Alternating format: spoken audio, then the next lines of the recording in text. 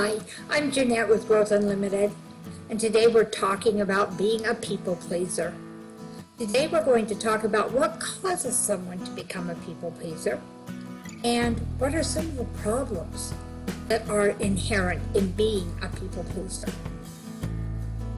First of all, what causes someone to become a people pleaser? This can be very different for many people.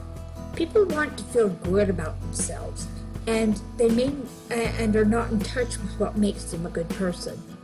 They look for other people to validate them, and they want to get approval from other people, and so they work hard to please other people so that they can get that validation. The problem with that is, if you cannot feel good about yourself by identifying what it is that makes you a good person without having to do good acts for other people, then you don't have much self-esteem and you don't have much sense of self. And you cannot be a whole person unless you're comfortable with who you are. Okay, another downside of being a people pleaser is that you'll end up in burnout. It's something that happens a lot with people who are people pleasers. When you're busy giving and doing for everyone else, even when it's not easy or convenient, and you don't refuel, you will eventually burn out. It can also lead to passive-aggressive behavior and to frustration because you begin to wonder why people don't notice that you're working so hard to make them happy. And other people can feel that resentment.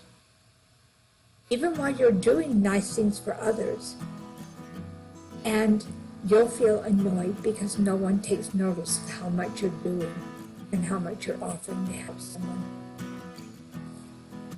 Now, can being a people pleaser be a good thing? Well, scriptures tell us that God wants us to be good to other people. He wants us to be kind to other people. He wants us to do things for other people. But if you spend all your time focusing on pleasing other people and you stop pleasing yourself and doing the things that you are supposed to do according to God for yourself, is that what God wants you to do? Okay, we can also see in other areas of our lives, if we don't take care of ourselves first, we won't be able to properly care for anyone else. For example, think about when you're flying somewhere. What are you told when they get the little speech at the beginning of the flight about what to do if the plane goes down? Who are you supposed to put the oxygen mask on first? There's a reason for that. And in our lives on a day-to-day basis, if we're not taking care of ourselves, we can't take care of other people.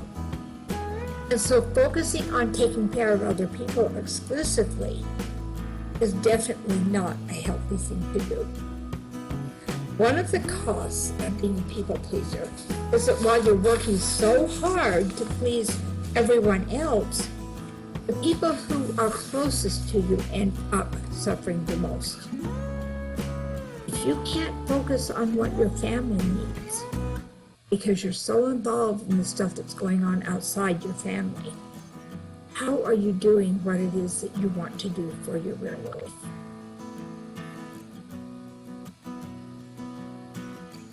life? Being a people pleaser can give you a diminished sense of enjoyment from the things you're doing and from the people you're spending time with.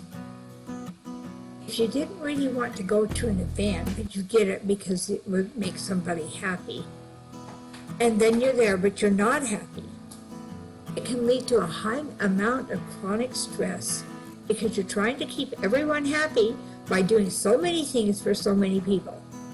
It's mentally, physically, and emotionally draining, and it takes a huge toll on your mood and behavior. You must remember that every time you say yes to somebody, then it's the same as saying no to someone else. Learn to prioritize your yeses.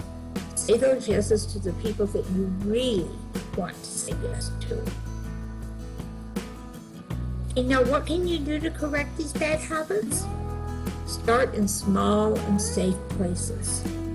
Tell safe people, such as close friends or colleagues, that you're trying to work on how you prioritize your time. You can say something to the effect of, there might be a time that you ask me to do something that I might say no to you.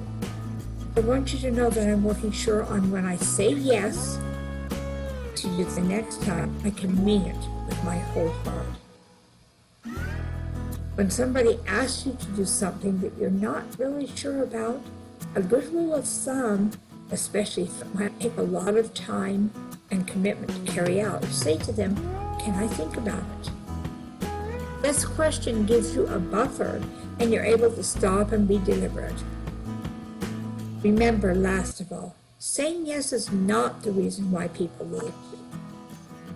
And that's something that's important for you to internalize. I'd like to hear what you think. How do you feel about being a people pleaser? Do you think you're getting the things out of it that you want to get?